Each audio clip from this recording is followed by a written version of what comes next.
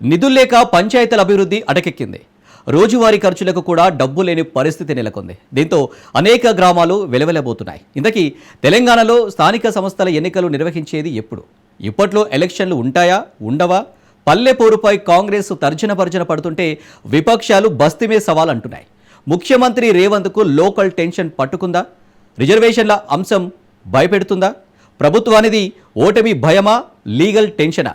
త్వరలోనే బీసీ కోటాపై Congress clarity ఇవ్వనుందా?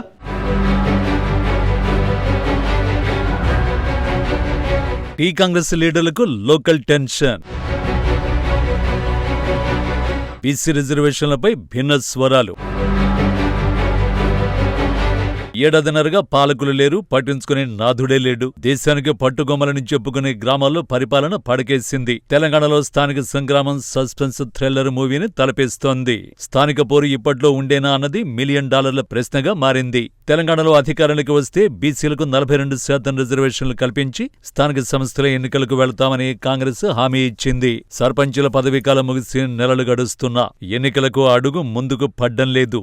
BC reservation అమలు కొలిక్కి రాకపోవడంతో ఎక్కడ వేసిన గొంగళి అక్కడి అన్న చందంగా మారింది తెలంగాణలో గ్రామాల పరిస్థితి. స్పెషల్ ఆఫీసులతోనే పాలన సాగుతోంది.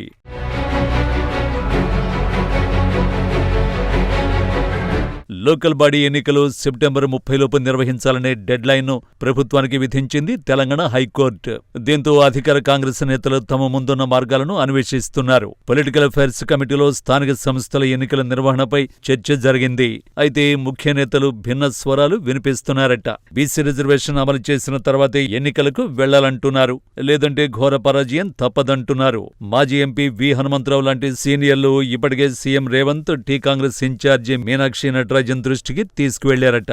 మరోవైపు మంత్రివర్గంలో నాన్ బీసీ మంత్రులు 2-3 ఎన్నికలు నిర్వహించకపోతే స్థానిక నాయకత్వం ఎదగదని, ప్రతి సమస్యకు మంత్రులు, ఎమ్మెల్యేల చుట్టూ ప్రజలు తిరుగుతున్నారని హైకమాండ్ దృష్టికి తీసుకువెళ్లినట్లు సమాచారం. మరికొందరు మాత్రం కాంగ్రెస్ తూతుమంత్రంగా బీసీ రిజర్వేషన్ ఎత్తుకుని అమలు చేయకుండా ఎన్నికలకు వెళుతోందని, బీజేపీ, బీఆర్ఎస్ ప్రజాక్షేత్రంలో ఎండగట్టే ప్రమాదం ఉందని సూచనలు చేశారట. దీంతో అటు ప్రభుత్వానికి ఇటు పార్టీకి దిక్కుతోచని పరిస్థితి.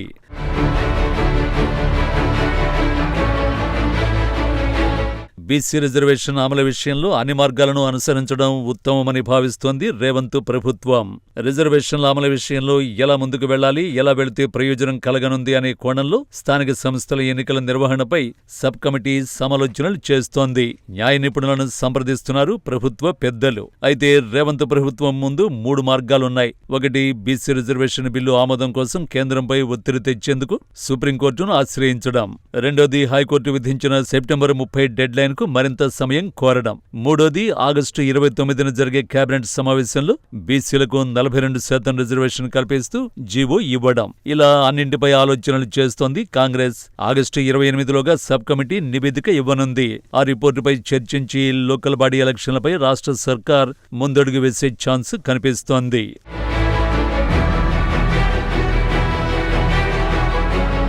మరోవైపు సెప్టెంబర్లోపు ఎన్నికలు నిర్వహించాలని కోర్టు చెప్పడంతో బీసీవాదులు తమ రిజర్వేషన్ల వాటా కోసం మళ్లీ ఫైట్ చేసేందుకు రెడీ అవుతున్నారు.